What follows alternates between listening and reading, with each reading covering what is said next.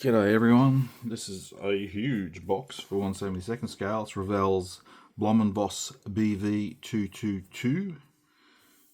I was very fortunate because the last few years I've sort of been trying to get kits that I've always wanted, and a lot of them aren't in production, so it's like buy them second hand and you can pay a lot of money.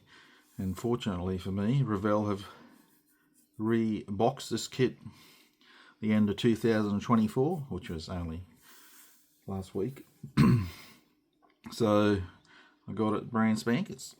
So they've boxed this kit 4 times. It was tooled in 2002, so yeah, 2024 was the 3rd boxing of it. I've seen this built at QMHE, one of the club displays. Every year I look at it and think, man, I wish I could get all of that kit. And now I have. So you can see it's bloody huge. Oh, alright.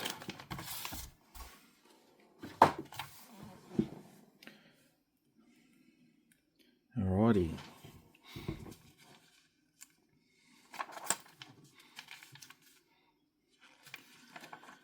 Paint callouts are in Revell's brand. Recently I've done a Revell kit. It's hard trying to, some of their names for their colours makes it a bit hard to translate to another brand, even though I do have an app on my phone, but it can be a bit confusing. Alright, so there's sprues, and in you go. So you're starting off in the nose. We got cut option here, an option, and go to step 37. There's the decals.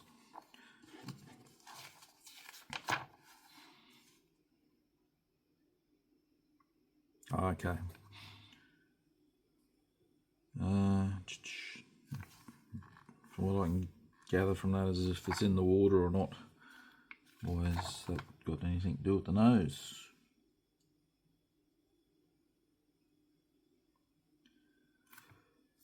So there's part that goes into the nose there, depending if it's in the water or not. I don't know, but I hope to be building it. I'll be putting it in a water display of some sort. It'll be how to display it because it's so huge. Alright, anyway, we're in the nose, floor going in, clear parts, cabin door, open and closed. We got a gun going together here, and you're back onto instrument panel, which has decals to go on there, and your yokes. The said gun sits on the nose. Instrument panel sits into the cockpit section. They've pictured there the angle, how it's supposed to sit. A heck of a lot of clear parts going in, and some more. So the front, rear. Again, we got at the rear of the door, you can have it open or closed. There's probably not much detail on the inside, so it might be a closed job. Guns, so gun mounts going in the fuselage, and then the guns going together and sitting in there. So we're just repeating the other side now. So we just did the left fuselage, now it's onto the right, same again. The floor and bulkheads, and then a ceiling section sits on top of that. so more of the cockpit now for the where the pilots sit. Pedals, rudder pedals, seats, all the instrumentation, radios and whatnot going in. Navigator section, table, or one of them is. I'm not sure how many crew this thing took. Inboard ladder from going downstairs up to the top, the bulkhead at the rear of the cockpit section, and then putting this all together.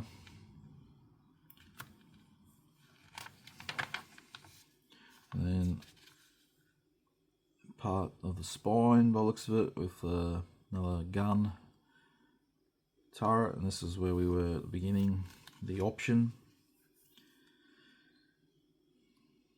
Okay, so this section here, the gun turret, and they're giving you the option, you glue it or don't glue it. I guess if you don't glue it, you can open up and look at the interior of the cabin in there, which is a nice option, I guess. Right, some more doors and clear parts going into the doors and onto the control surfaces. 2 parts, and then it's pushing in from the front. It's different. Another gun. Okay, so there's a gun either side on the wing. Wings going together. You have an insert that goes in between them, so don't forget that. You got doors going on, so this is in flight, I guess. Yes, okay, so doors up in flight, and this is for sitting in the water, which would be should be for the floats. You got for the engines, there's 3 engines on each wing. This is just like a, even though it's 2 parts, and part goes together and inserts onto the leading edge of the wing. And then you've got the engines, several steps for each one. Then the cell or cowl of the engine, so the option to have them open, which was displayed here. It looks quite nice. Having them open offers ideas for dioramas. If you can find 1/72 figures in the right poses, I guess. Otherwise it might be a bit difficult, even though you can have a couple open just to show the detail. And I'm not sure, I haven't looked whether you can get aftermarket for this or not. Putting the wings on, so by the looks of it, you have a male, female that will meet inside the fuselage. Going from that image, yes. Right, we got some more cooler or radiator going on. Props and the spinner. All your little antenna and actuators for the control surfaces going on. Another clear part going on the wings. Some more actuators on top of the wing, and again on the tail section, on the rudder and on the horizontal stabilizers. And then you're coming back up front to do the clear parts, windscreen, canopy.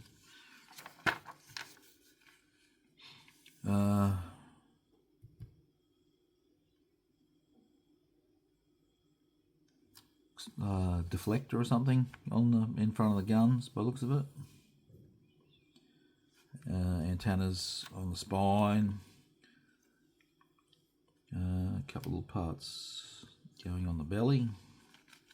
Late in the game, and that's the last step. Excuse me. So we've got, I'm pretty sure, oh no, I think there's 2 schemes. Mediterranean Sea. Yes, alright, so LTS 222, Luftwaffe, Mediterranean Sea, 1942. If you're doing the scheme, you have to paint in your white band on the tail. They give you the measurement of how wide it should be.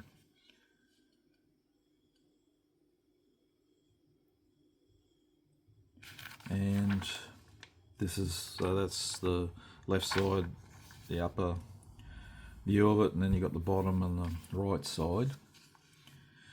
And we got a captured one by the Americans, Norway, 1945. So the splinter camo is the same, it's just your markings are different. So that's a bit different. I'd probably be more inclined to do the actual German scheme because it's got all that lovely yellow that makes it pop when you're looking at it. Alright.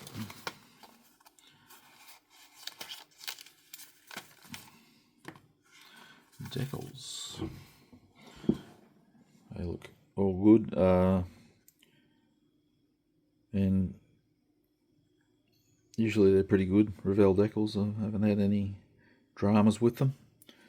I did the F86D Sabre Dog and bare metal scheme, and I was worried it had a lot of markings on it, and they went down extremely well over a natural metal finish. Look out, Revell taking their bags. Old school. Putting their clear parts floating around so they can scratch.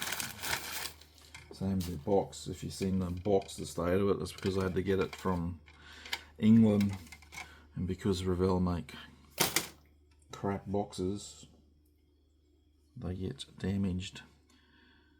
Alright, so we got the lower wing section. So there's recessed panel lines, but you don't have a lot of rivet details are limited to the maintenance hatches. So if you're keen, you could add rivets, upper wings,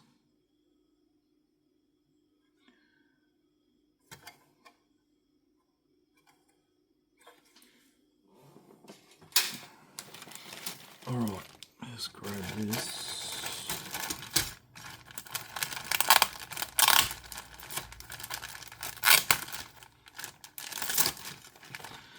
There's parts floating loose in here. I don't think I heard something rattling.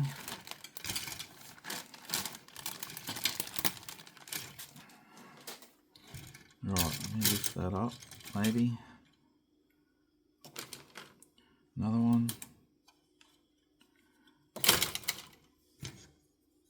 Sure I heard more than that. I don't know if that's a piece of sprue or a part. Alright, I'll just grab what we got here. So this is the engine section of the, you got the wing plug section, which would have been a whole heap better if that was just one piece, but anyway. Props. The actual engines are a bit basic, I guess. Does the job. It would be nice if there is aftermarket for things like that, but like I said, I haven't looked. So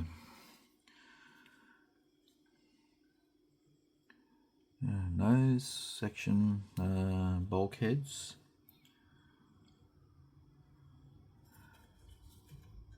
tail, it's pretty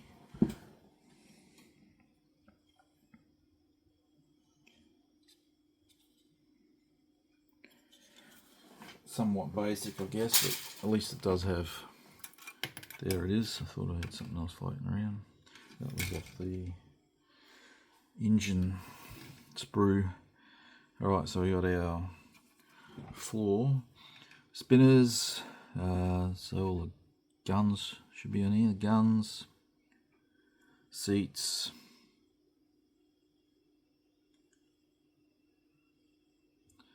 good news is that I'm not seeing flash. Oh, so you got the ceiling section, and you got the floor, your bulkheads, which has raised detail for the instruments,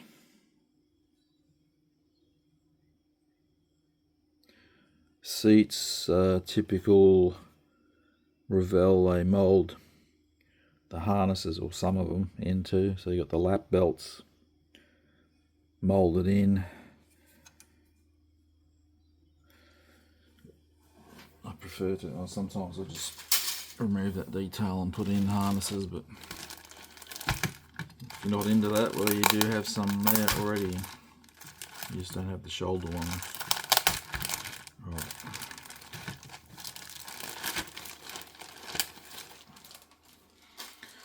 While we're there, I got the inside. That's unfortunate. The ejection pin marks are into the detail there, yet they still managed to keep the ribbing.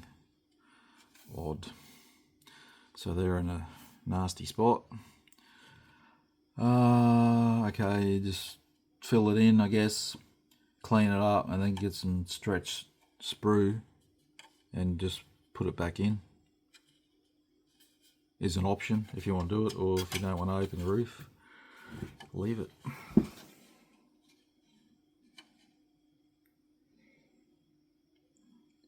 So, like I said, you're not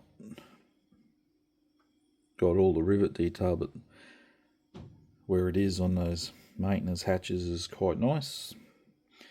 And you got a whole heap of windows to go in. And let's have a look. Something was floating around here too, I think.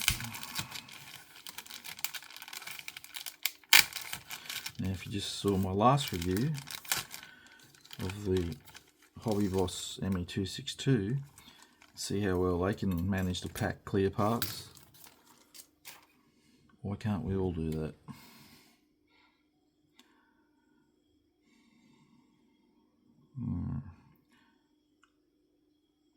Alright, so scratched to the shit house because they float around. There's lots of little scratches on these little windows, so they need a clean up and a dip. So scratch on there. Okay, that's got, that shows up, there's a couple of circles in there, but I think they're meant to be there. Couple of parts here, I've got flash and here, and alright, windscreen, it's pretty good. It's doesn't seem to be scratched. That's a shame that they've not bagged it nicely to protect it, but anyway, that's what happens. They'll clean up, alright. The other option is just use little windows like that. You can just make them with crystal clear and a toothpick. That's what I did on the C-37 Deuce Special Hobby helicopter I built. I replaced the windows with that because they were pretty crappy. Right, there you go. One off the want list. What a magnificent looking aircraft. I love it. Huge, 3 engines each side. Beautiful. Alright, photos to follow. Thanks for watching.